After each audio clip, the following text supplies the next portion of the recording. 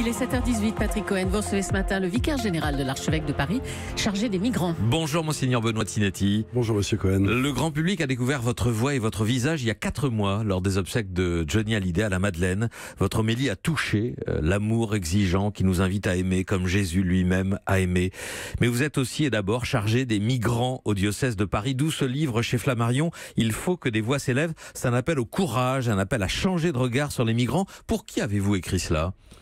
Depuis 1 an et demi, je suis donc vicaire général, vous l'avez rappelé, au diocèse de Paris, et j'ai eu l'occasion à de nombreuses reprises de me rendre sur le terrain dans le nord-est de Paris, le 19e, 18e, Clignancourt, Stalingrad, Porte de la Chapelle.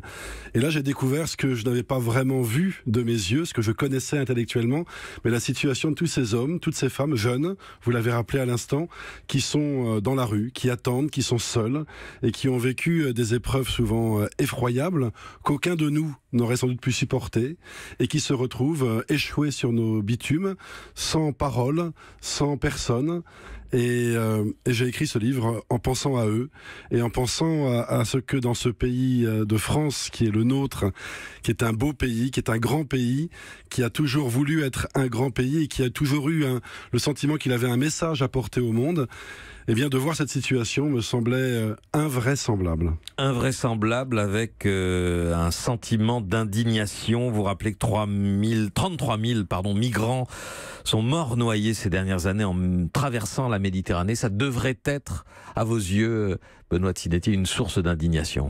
Mais oui, vous le disiez, pour qui j'ai écrit ce livre? Je l'ai écrit pour, par exemple, ce jeune Alassane, 19 ans, ivoirien, qui n'a plus de famille en Côte d'Ivoire, qui s'est dit un jour, si je veux m'en sortir, il faut que je parte, parce que je peux rien faire. Tout est bouché pour moi dans mon pays. Et il est monté vers le nord, il a traversé différents pays, il est passé par la Libye, il a été pendant 6 mois esclave en Libye, il a été torturé, il a été maltraité, et puis un jour il a dit aux autres qui étaient avec lui dans les mêmes conditions, dans cette famille où il était retenu malgré lui, il leur a dit il y a 2 solutions, soit on reste et on meurt, soit on s'en va et on meurt peut-être. Alors on s'en va. Et ils sont passés par la mer, ils ont traversé la Méditerranée comme on l'imagine, comme de nombreux récits nous l'ont fait connaître. Ils sont arrivés dans le sud de l'Italie, les camps, ils sont montés en France, et puis ils arrivent en France. Et ce garçon, il fuit pas la guerre, il fuit pas la misère, il veut juste une vie meilleure. Et il a 19 ans. Et qu'est-ce qu'il nous dit? Il nous dit mais les amis, c'est pas très compliqué, moi il faut que je reste. C'est ma seule possibilité de pouvoir vivre et continuer à être heureux. Ça, ce sont les personnages de votre livre, oui. Monseigneur de Benoît Tinetti, mais ma question c'était à quel lecteur, à qui voudriez-vous faire changer le regard sur les migrants? Vous savez que les catholiques sont divisés sur ce sujet. Vous vous adressez à eux dans ce livre. Mais aux catholiques, comme aux autres, hein, je pense que bien sûr on est tous divisés. C'est facile pour personne d'accéder à cette situation. Ces changements, ils sont inquiétants. Ils sont angoissants parce que on ne sait pas très bien comment ça va se passer. Et puis il faut dire que autour de nous, peu de gens osent avoir une parole de vérité en disant ce qui se passe vraiment et quels sont les défis pour nous.